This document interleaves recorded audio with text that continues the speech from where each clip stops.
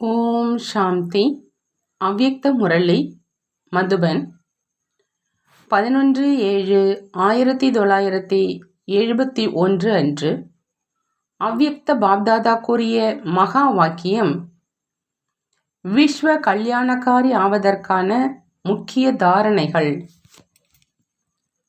பாபா கேட்குறாங்க, இன்று இந்த குழுவை எப்படிப்பட்ட குழு என்று கூறலாம்?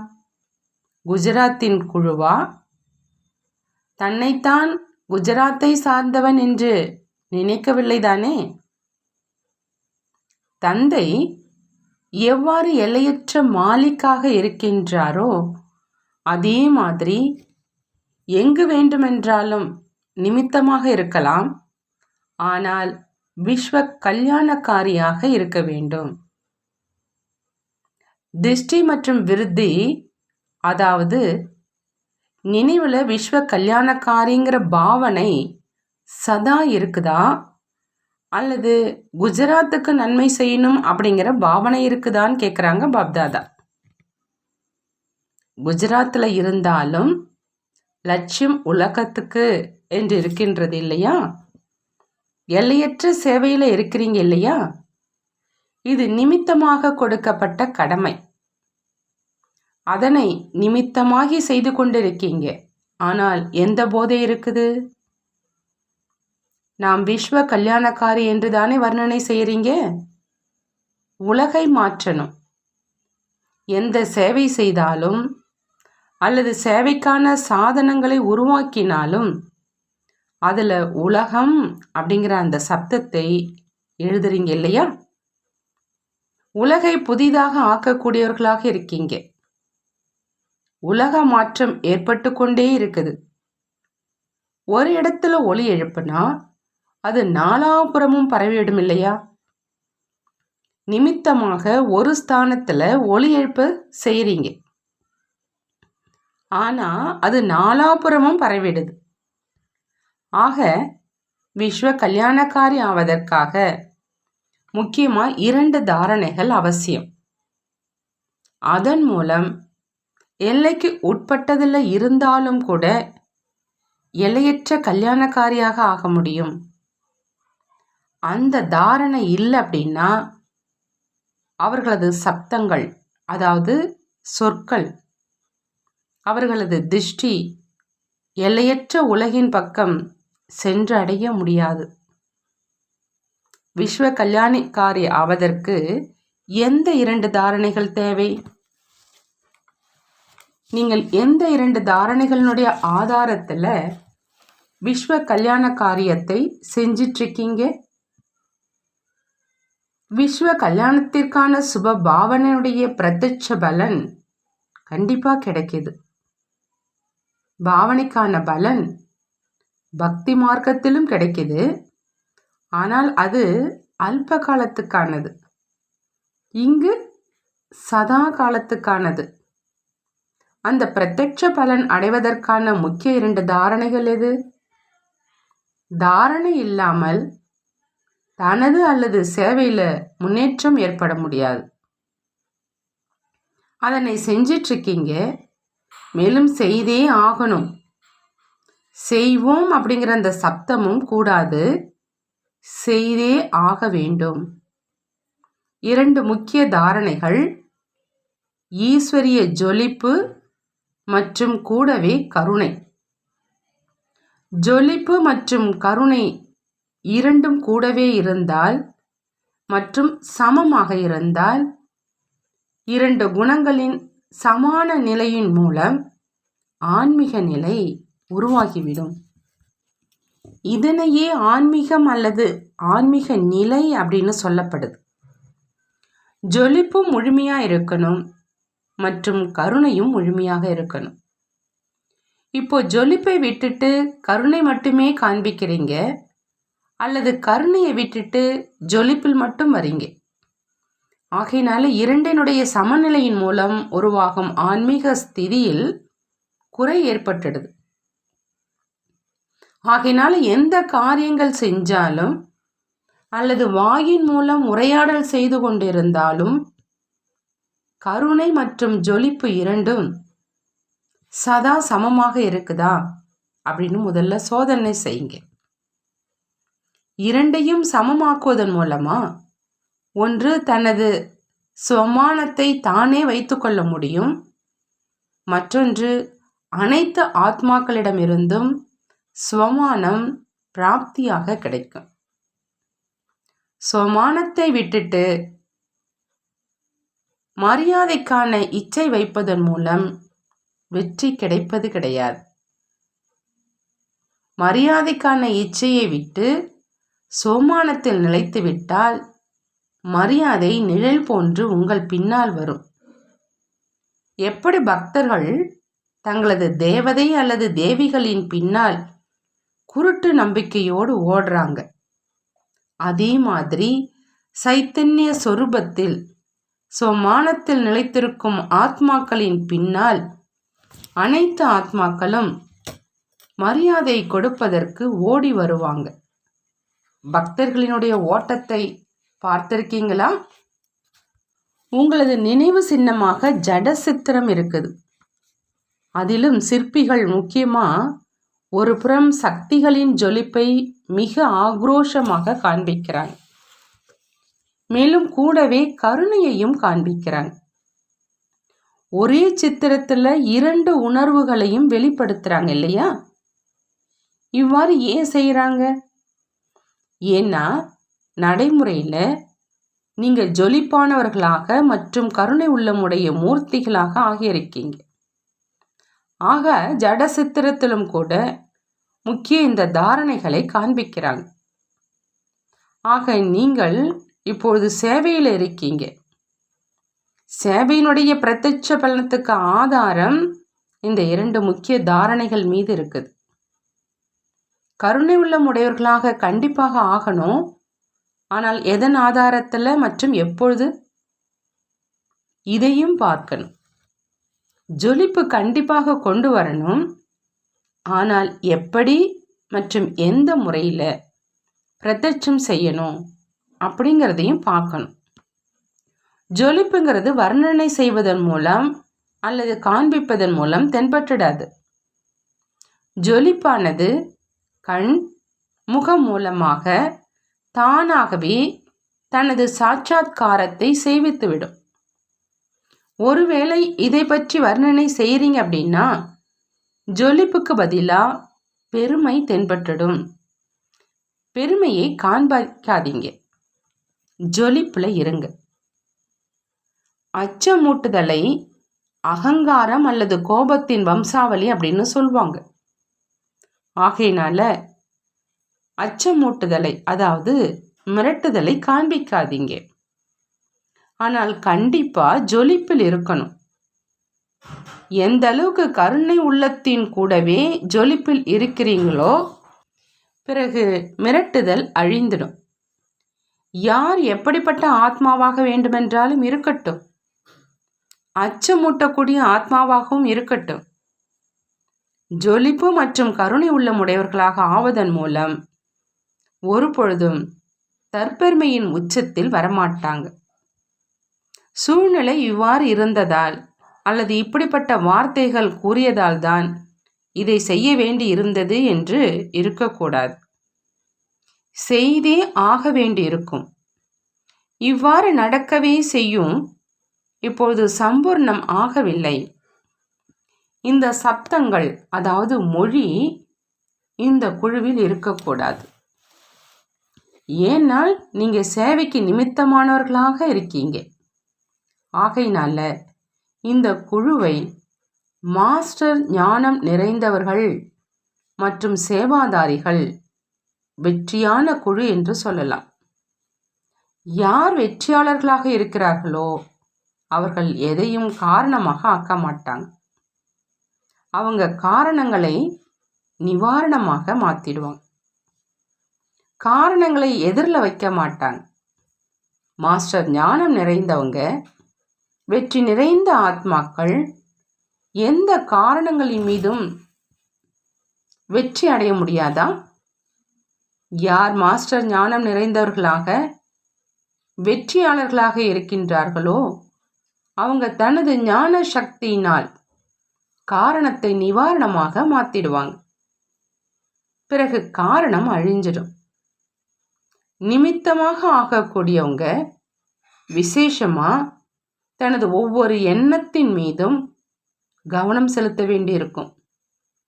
ஏன்னா நிமித்தமாக இருக்கும் ஆத்மாக்களின் மீதுதான் அனைவருடைய பார்வையும் இருக்கும்.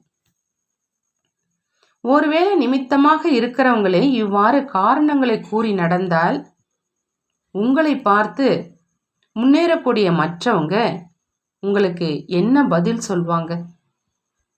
இந்த காரணத்தினால் நாம வர முடியாது, நடக்க முடியாது. தானே காரணத்தை கூறக்கூடியவங்க அப்படின்னா மற்றவர்களுடைய காரணத்தை நிவாரணம் எப்படி செய்வீங்க? ஏன்னா மனிதர்கள் அனைத்தையும் அறிந்தவர்களாக ஆகிட்டாங்க. எப்படி இங்கு நாளுக்கு நாள் ஞானம் நிறைந்தவர்களாக ஆகி கொண்டிருக்கிறீர்களோ அதே மாதிரி மனிதர்களும் விஞ்ஞான சக்தியின் மூலம் விஞ்ஞான முறைப்படி ஞானம் நிறைந்தவர்களாக ஆகிக்கொண்டே இருக்கிறாங்க. அவங்க உங்களது சங்கல்பங்களையும் நெற்றியின் மூலம், கண்களின் மூலம், முகத்தின் மூலம் சோதித்துறாங்க. எப்படி இங்கு ஞான சக்தி நிறைக்கப்படுகின்றதோ அங்கும் விஞ்ஞான சக்தி குறைந்தது கிடையாது. இரண்டிற்கும் வேகம் இருக்குது. நிமித்தமானவர்களிடத்தில் ஏதாவது குறை இருந்தால் அதனை மறைக்க முடியாது. ஆகையினால நிமித்தமாக ஆகியிருக்கும் ஆத்மாக்கள் நீங்கள் விசேஷமா தனது எண்ணம், சொல் மற்றும் செயலின் மீது கவனம் செலுத்த வேண்டியிருக்குது. ஒருவேளை கவனம் செலுத்தல் அப்படின்னா உங்களது முகத்துல டென்ஷனுக்கான ரேகைகள் தென்படும். இவர்கள் என்னென்ன பாக்கியத்தை உருவாக்கி கொள்ள முடியும் என்பதை ரேகைகள் மூலம் மனிதர்கள் அறிந்து கொள்றாங்க. ஆகவே கவனம் குறைவாக இருந்தால் முகத்தில் டென்ஷனுக்கான ரேகைகள் தென்படும். மாயையின் ஞானம் நிறைந்த அவர்கள் இதனை அறிந்து கொள்றாங்க. அவங்களும் குறைந்தவர்கள் கிடையாது. சில நேரங்கள்ல சோம்பலின் காரணத்தினால் நீங்கள் உங்களை கண்டறிய முடியாமல் போகலாம். ஆனால் இந்த விஷயத்தில் அவர்கள் உங்களை விட வேகமானவர்களாக இருக்கிறாங்க. ஏன்னா அவர்களது தொழிலே இதுதான். ஆகையால் நிமித்தமாக இருக்கக்கூடியவங்க அந்த அளவுக்கு பொறுப்பெடுத்து கொள்ளணும். ஏதாவது விஷயம் கடினமானதாக தோன்றுது அப்படின்னா கண்டிப்பா ஏதாவது குறை இருக்குது. தன் மீது தானே நிச்சய புத்தி உடையவர்களாக ஆவதில் சில நேரங்களில் சில தவறுகள் செய்திடுறீங்க. தந்தையின் மீது 100% நிச்சயம் இருக்குது.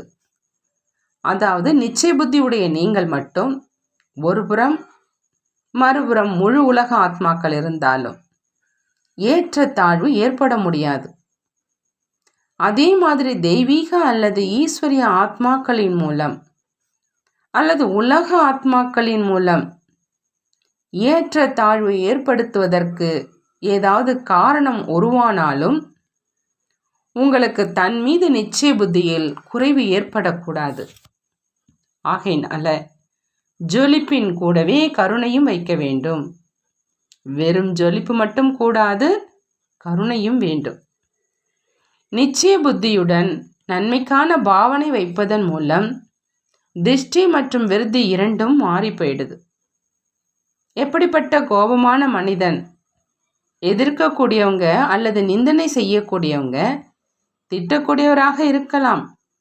ஆனால் நன்மைக்கான பாவனை ஒவ்வொரு ஆத்மாவின் மீதும் இருக்குது அப்படின்னா பெருமை என்பது மாறி கருணையாக ஆகிடும். பிறகு ரிசல்ட் எப்படி இருக்கும்? அவரை அசைக்க முடியுமா? அந்த சுப சங்கல்பத்திற்கான பாவனை அவர்களது சமஸ்காரங்களை மாற்றம் செய்வதற்கான பலன் காண்பிக்கும். சில விதைகளின் மூலம் உடனடி பழம் கிடைக்குது, சில உடனடியாக பழம் கிடைக்காது, சிறிது காலம் தேவைப்படுது. இவ்வாறு கண்டிப்பாக ஏற்படுகின்றது. பழம் வெளிப்படுவதே கிடையாது என்று இதில் தைரியத்தை இழந்துடக்கூடாது. அனைத்து பழங்களும் உடனடியாக வெளிப்படுவது கிடையாது. சில விதைகள் இயற்கையான மழை பொழிகின்ற போதுதான் காய்கனிகளை கொடுக்குது. தண்ணீர் கொடுப்பதன் மூலம் வெளிப்படுவது கிடையாது. இதுவும் நாடகத்தில் பதிவாகப்பட்டது. இப்பொழுது அழிவற்ற விதையை தெளித்து கொண்டிருக்கீங்க. சில உடனடி பலன்களை வெளிப்படுத்தும், சில எப்பொழுது இயற்கை சீற்றங்கள் ஏற்படுகின்றதோ, நாடகத்தின் காட்சிகளில் மாற்றம் ஏற்பட போகின்றதோ, அந்த இயற்கையான வாயுமண்டலம் சூழ்நிலையானது அந்த விதையிலிருந்து பலனை வெளிப்படுத்தும். விநாசம் ஏற்படும், இது உத்தரவாதம். விதையே அழிவற்றது என்கிற பொழுது பலன் ஏற்படவில்லை என்பது இருக்கவே முடியாது. ஆனால் சிலர் நெருக்கத்தில் வராங்க, சிலர் பின்னால் வரக்கூடியவர்கள் அப்படின்னா அவங்க இப்பொழுது எப்படி வருவாங்க? அந்த பலன் பின்னால் கிடைக்கும்.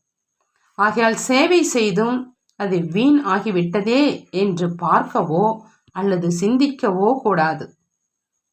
வரிசை கிரமமான நேரத்தின்படி பலன்கள் தென்பட்டு கொண்டே இருக்கும். ஆக இது வெற்றியாளர்களினுடைய குழு, ஞானம் நிறைந்த குழு, சேவாதாரிகளினுடைய குழு. இது முத்திரையாகும். தனது இந்த ட்ரேட்மார்க்கை சதா பார்த்து கொண்டே இருங்க. திரிமூர்த்தி முத்திரை குத்தப்பட்டு விட்டதில்லையா? மேலும் இதே நினைவில் இருந்து சேவையின் ஒவ்வொரு அடியையும் பல மடங்கு வருமானமாக மாற்றிக்கொண்டே செல்லுங்கள். ஒவ்வொரு சங்கல்பத்தின் மூலம் பல மடங்கு வருமானம் சேமிப்பாகுதா அப்படின்னு சோதனை செய்யுங்க. ஒவ்வொரு பேச்சின் மூலம், ஒவ்வொரு காரியத்தின் மூலம், ஒவ்வொரு அடியின் மூலம் பல மடங்கு வருமானத்தை சேமிப்பு செய்தேனா? இல்லை அப்படின்னா ஒவ்வொரு அடியிலும் பதம் என்று ஏன் சொல்லப்பட்டிருக்குது? பதம் என்று தாமரமலையும் சொல்றாங்க இல்லையா?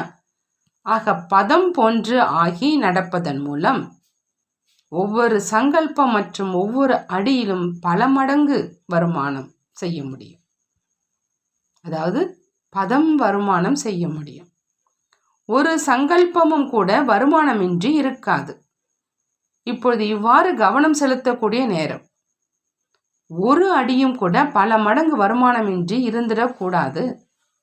நிமித்தமாக இருக்கக்கூடிய குழு இல்லையா, கிரீடதாரிகளாக ஆகியே தீரணும்.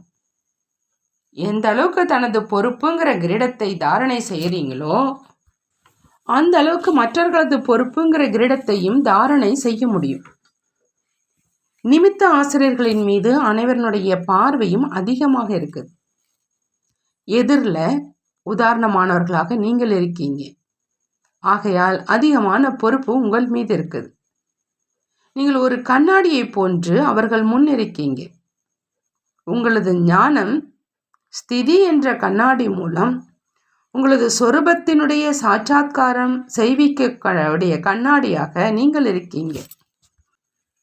ஆக எந்த அளவுக்கு கண்ணாடி சக்திசாலியாக இருக்குதோ அந்த அளவுக்கு சாட்சாத்காரம் தெளிவாக இருக்கும். ஆக அவர்களது நினைவு சக்திசாலியாக இருக்கும். யாராவது எதிரில் வந்தா அவங்க தங்களது சாட்சாத்காரத்தை அந்த அளவுக்கு தெளிவாக பார்க்கணும். அதாவது அந்த நினைவை அவர்கள் ஒருபொழுதும் மறந்துடக்கூடாது. அப்படிப்பட்ட கண்ணாடிகளாக ஒவ்வொருவரும் இருக்கணும். தனது தேகத்தினுடைய சாட்சாத்கார் பார்த்த பின்பு மறக்கிறீர்களா? தேகத்தினுடைய நினைவு அழிவற்றதாக இருக்கிற பொழுது இதனையும் அந்த அளவுக்கு சாட்சாத்காரம் ஏற்படுத்துங்கள். அதாவது அந்த நினைவு ஒரு பொழுதும் மறந்துடக்கூடாது. சக்திசாலியான கண்ணாடி ஆவதற்கு முக்கிய தாரணை எது? எந்த அளவுக்கு சுயம் சமர்ப்பணத்துடன் இருக்கிறீர்களோ அந்த அளவுக்கு தான் கண்ணாடி சக்திசாலியாக இருக்கும். சமர்ப்பணமாக ஆகியிருக்கீங்க, ஆனால் என்ன சங்கல்பம் செய்கிறீங்களோ, எந்த அடி எடுத்து வைக்கிறீங்களோ அதனை முதலில் தந்தையின் முன் அர்ப்பணம் செய்யுங்கள். எப்படி போக வைக்கிற பொழுது தந்தையின் முன் அர்ப்பணம் செய்கிறீங்க இல்லையா, அதில் சக்தி நிறைஞ்சிடுது. ஆக இதனையும் அதே மாதிரி ஒவ்வொரு சங்கல்பம் ஒவ்வொரு அடியும் தந்தைக்கு அர்ப்பணம் செய்யுங்க. என்ன செய்தீங்களோ என்ன சிந்திச்சிங்களோ தந்தையின் நினைவில், அதாவது தந்தையின் காரிய கடமையின் நினைவு இருக்கணும். எந்த சமர்ப்பண சமஸ்காரம் இருக்குதோ அந்த அளவுக்கு சக்திசாலியான கண்ணாடி ஒவ்வொரு சங்கல்பமும் நிமித்தமாகி செய்வீங்க. ஆக நிமித்தமாவது என்றால் அர்ப்பணம். பணிவுடன் இருக்கிறவங்க தலை வணங்குவாங்க. எந்த அளவுக்கு சமஸ்காரங்களில் சங்கல்பங்களில் தலை வணங்குறோமோ அந்த அளவுக்கு உலகம் உங்கள் முன்னால் தலை வணங்கும். வணங்குதல் என்றால் வணங்க வைப்பது. சமஸ்காரங்களிலும் வளைய வேண்டும். மற்றவர்களும் என் முன்னால் சிறிதாவது வணங்க வேண்டும் என்ற சங்கல்பமும் இருக்கக்கூடாது. நாம் வணங்கினால் அனைவரும் வணங்குவார்கள். சேவாதாரிகளாக இருக்கக்கூடியவங்க அனைவரின் முன்பு வணங்கும் பொழுதுதான் சேவை செய்ய முடியும். சிறியவர்கள் அன்பானவர்களாக இருப்பாங்க.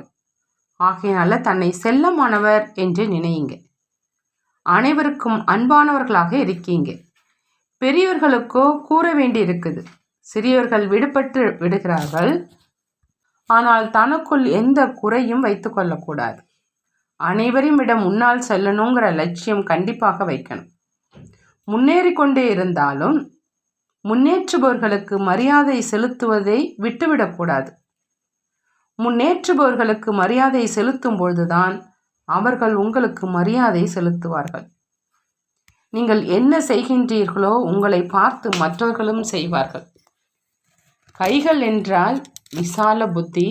நஷ்டம் எதில் ஏற்படுகின்றது, லாபம் எதில் இருக்கின்றது என்றவர்கள் அனைத்திலும் பார்ப்பார்கள். அனைவரும் விசால புத்தி, திரிநேத்ரி, திரிகால தரிசிகளாக ஆகியிருக்கிறீர்களா? எந்த காரியமாக இருந்தாலும் பார்த்து, அதாவது சிந்தித்து பிறகு செய்யுங்க. எப்படி நடந்தது என்று தெரியவில்லையே என்று பிறகு ஒருபொழுதும் சொல்ல மாட்டீங்க. சோதனை செய்வது குறைகின்ற போதுதான் ஏற்பட்டு விடுகின்றது. திரிகாலதரிசியின் சப்தம் இது கிடையாது, விரும்பல, ஆனால் நடந்துருச்சு. மாஸ்டர் சர்வ சக்திவான் விரும்பியது செய்ய முடியல. இவ்வாறு இருக்க முடியுமா? இப்பொழுது இந்த பேச்சை அழித்திடுங்க. சக்திகள் அல்லவா? சக்திகளின் செயல்கள் மற்றும் எண்ணங்கள் சமமாக இருக்கும். நினைத்தது ஒன்று, நடந்தது வேறு. இது சக்திகளின் குறையாகும். நல்லது. வரதானம். தந்தையின் நினைவின் மூலம் மகிழ்ச்சியற்ற சூழ்நிலையிலும் சதா சுகம் மற்றும் மகிழ்ச்சியின் அனுபவம் செய்யக்கூடியவர்கள் மகாவீரர்கள் ஆகுக. தந்தையின் நினைவின் மூலம் மகிழ்ச்சியற்ற சூழ்நிலையிலும் சதா சுகம் மற்றும் மகிழ்ச்சியின் அனுபவம் செய்யக்கூடிய மகாவீர் ஆகுக. பாபா விளக்கம் கொடுக்கறாங்க.